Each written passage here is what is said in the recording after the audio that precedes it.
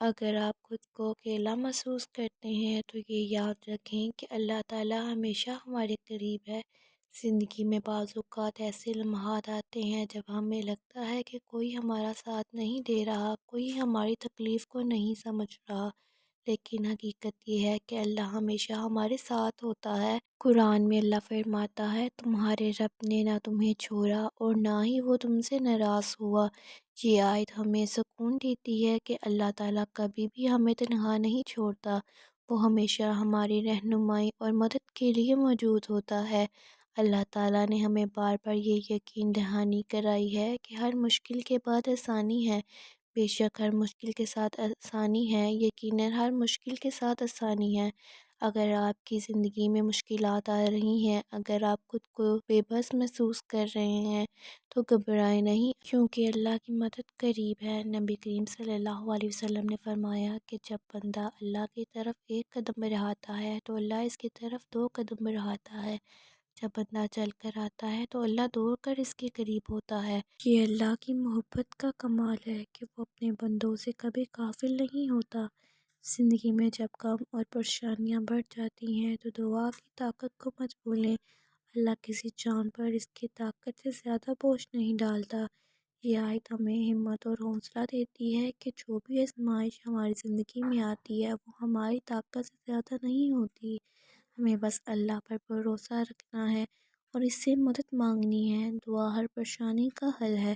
نبی کریم صلی اللہ علیہ وسلم نے فرمایا، دعا مومن کا ہتھیار ہے۔ جب ہم اللہ سے مانگتے ہیں تو وہ ہماری دعا سنتا ہے اور ہمیں بہترین راستہ دکھاتا ہے۔ اللہ کی یاد دلوں کو سکون بخشتی ہے۔ یاد رکھو، اللہ کے ذکر سے ہی دلوں کو اطمینان نصیب ہوتا ہے۔ جو لوگ اللہ کو یاد رکھتے ہیں وہ کبھی تنہا نہیں ہوتے۔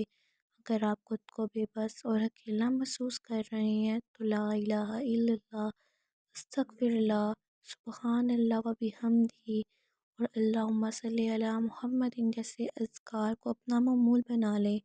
ان اذکار کی برکت سے دل کی بے چینی ختم ہو جاتی ہے اور روح کو راحت ملتی ہے۔ ایک مرتبہ ایک صحابی نبی کریم صلی اللہ علیہ وسلم کے پاس آئے اور کہا کہ ان کے دل کو سکون نہیں ملتا۔ نبی کریم صلی اللہ علیہ وسلم نے فرمایا، اللہ سے مدد مانگو، نماز قائم کرو اور صبر کرو۔ جو اللہ پر بھروسہ کرتا ہے اللہ اس کے لیے کافی ہو جاتا ہے۔ یہ واقعہ ہمیں سکھاتا ہے کہ جب بھی ہم پریشان ہوں تو اللہ کی طرف رجوع کریں، کیونکہ وہی ہماری تمام پریشانیوں کا حل ہے۔ اگر آپ کی زندگی میں غم ہے، اگر آپ کو لگتا ہے کہ کوئی آپ کی تکلیف کو نہیں سمجھتا، تو اللہ سے بات کریں۔ رات کے وقت تہجد میں، سجدے میں، دعا میں اپنے دل کی ساری باتیں اللہ سے کہہ دیں۔ وہ سب کچھ سننے والا ہے، وہ سب کچھ جاننے والا ہے۔ وہ ہمیں ہماری ماں سے بھی زیادہ محبت کرتا ہے۔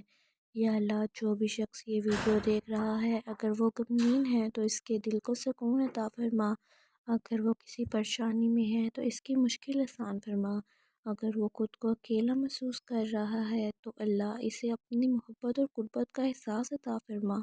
اے اللہ، ہمارے گناہوں کو معاف فرما، ہمیں ہدایت عطا فرما اور ہمیں ان لوگوں میں شامل کر جو تجھ پر بھروسہ کرتے ہیں۔ آمین الہی آمین۔